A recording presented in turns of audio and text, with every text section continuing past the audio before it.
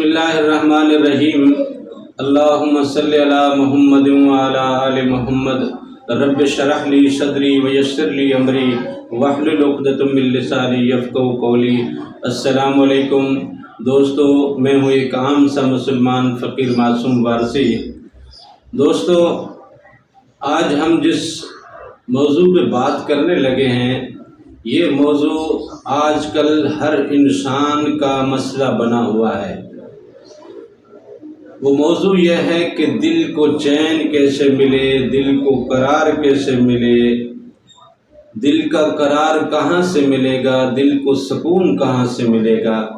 جن کے پاس پیسہ نہیں ہے وہ پیسے کے لیے بے قرار ہیں، جن کے پاس روزگار نہیں ہے وہ روزگار کے لیے دل تڑپتا ہے ان کا، جن کے پاس اپنا گھر نہیں ہے وہ اپنے گھر کے لیے ان کا دل بے چین رہتا ہے، جن کے پاس صحت نہیں ہے،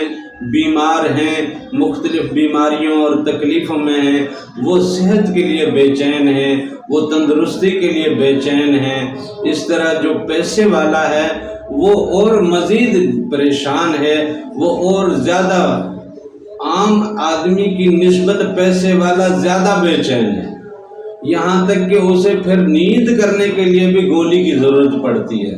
وہ گولیاں کھائے گا اپنے آرام کے لیے،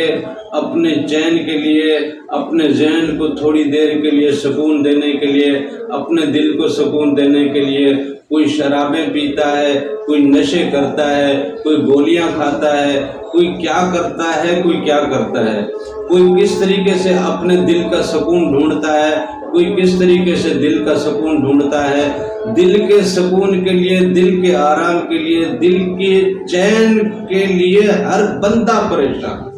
ہر بندہ پریشان ہے، ہر فرد پریشان ہے۔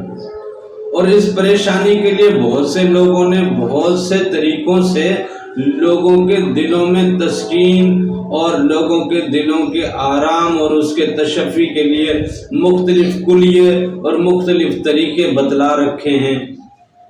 کسی نے کیا بتلایا، کسی نے کیا بتلایا، لیکن ہمارے آقا، ہمارے مولا، ہمارے مالک، ہمارے خالق نے ہمیں جو طریقہ بتایا اس طریقے کو ہم بھول بیٹھے۔ اللہ تعالیٰ نے ہمیں سمجھایا، ہمیں بتایا کہ الا بذکر اللہ لتطمئن القلوب، دلوں کا اطمینان، دلوں کا سکون، دلوں کا چین، دلوں کو قرار اگر ملے گا تو وہ صرف اللہ کے ذکر سے ملے گا۔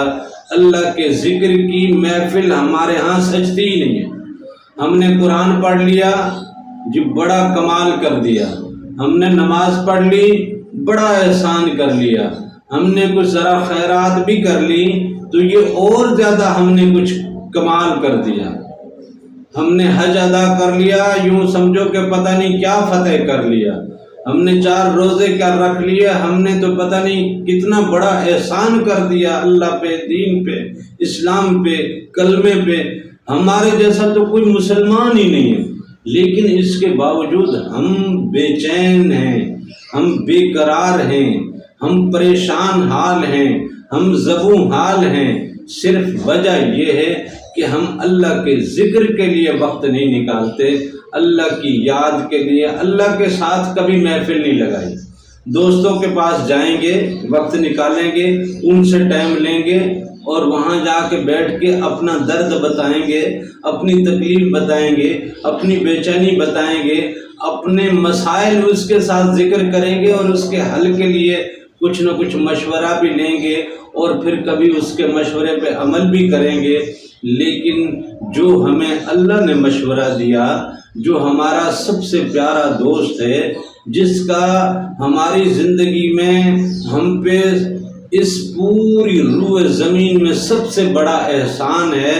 جس کے سب سے بڑے اکرام ہیں، جو سب سے زیادہ رحیم ہے، جو سب سے زیادہ کریم ہے، جو سب سے زیادہ ہم سے محبت کرنے والا ہے، جو سب سے زیادہ ہم سے چاہت اور لگن رکھتا ہے، جس نے یہ پوری کائنات ہمارے لیے تخلیق کی، یہ پوری دنیا اس نے ہمارے لیے بنائی، یہ سورج ہمارے لیے، اس کی روشنی ہمارے لیے، اس کی گرمی ہمارے لیے، یہ چاند ہمارے لیے، اس کی روشنی اور اس کی توانائیاں ہمارے لیے، ہمارا پانی زندہ رہتا ہے چاند کی روشنی کی وجہ سے۔ خالی سورج کی روشنی پڑتی رہے کسی پانی پہ، وہ پانی چند دنوں میں گدلا ہو جائے گا، میلا ہو جائے گا، بدبودار ہو جائے گا، اس کے اندر کے جراثیم جل جائیں گے، سڑ جائیں گے، مر جائیں گے، وہ پانی ہمارے لیے زہر بن جاتا ہے۔ لیکن چاند کی روشنی اس پہ پڑتی ہے، وہ اس کو مزید زندہ رکھتی ہے۔ سمندروں میں آپ دیکھیں، جب چاند کی درمیانی تاریخیں، جب چاند جوان ہوتا ہے، جب چاند زیادہ روشن ہوتا ہے، جب چاند زیادہ کھل کے سامنے آتا ہے، ان تاریخوں میں سمندری سفر کرنے والے سمندر سے ذرا کنارہ رکھتے ہیں، بیچ سمندر میں بڑے پانیوں میں وہ نہیں اترتے، اس لیے کہ آج پانی موج میں ہے۔ سورج کی روشنی ہماری خشکی کو توانائی دیتی ہے، چاند کی روشنی پانی کو توانائی دیتی ہے۔ یہ اللہ کی کریمی نہیں ہے، یہ اس کی مہربانی نہیں ہے، یہ اس کی عنایت نہیں ہے، تو اور کیا ہے؟ اور یہ کس کے لیے؟ جو سب سے زیادہ مہربان، جو سب سے زیادہ پیار کرنے والا، جو سب سے زیادہ ہم سے چاہت رکھنے والا، اور وہ کہتا بھی ہے وَإِذَا قَضَيْتُم مَنَاسِكَكُمْ فَاذْكُرُوا اللَّهَ كَذِكْرِكُمْ آبَاءَكُمْ أَوْ أَشَدُّ ذِكْرًا۔ جب اپنے کام کاج سے فارغ ہو جاؤ، جب اپنے معاملات سے فارغ ہو جاؤ، تو پھر مجھے یاد کر لیا کرو، اور اتنا ہی یاد کرو جیسے اپنے بڑوں کو، اپنے باپ دادا کو، اپنے دوستوں کو، اپنے رشتہ داروں کو یاد کرتے ہو، یا تھوڑا اس سے زیادہ کر لیا کرو۔ کچھ زیادہ لمبی شرطیں بھی اس کی نہیں ہیں، کچھ زیادہ زور بھی اس کا نہیں ہے، وہ تو بہت زیادہ کریم ہے، وہ بہت زیادہ مہربان ہے۔ وہ تو کہتا ہے کہ مکھی کے سر کے برابر،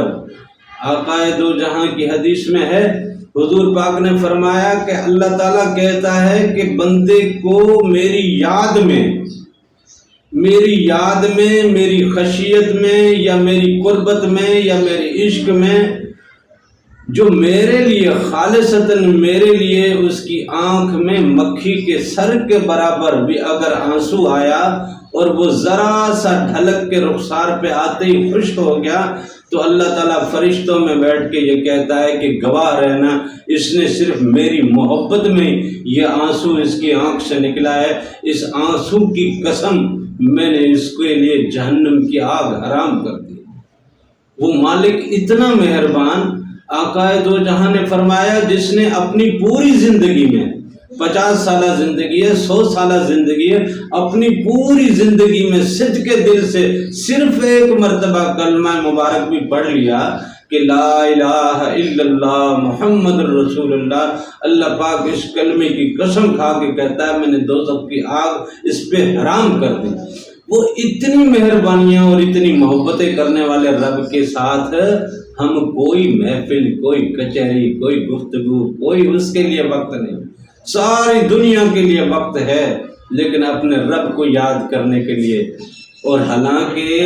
ہمارے دلوں کا قرار اور ہمارے دلوں کا سکون بھی صرف اللہ کے ذکر میں ہے۔ الا بذکر اللہ لتطمئن القلوب۔ دلوں کو اگر قرار ملے گا، چین ملے گا، سکون ملے گا، تو اللہ کے ذکر سے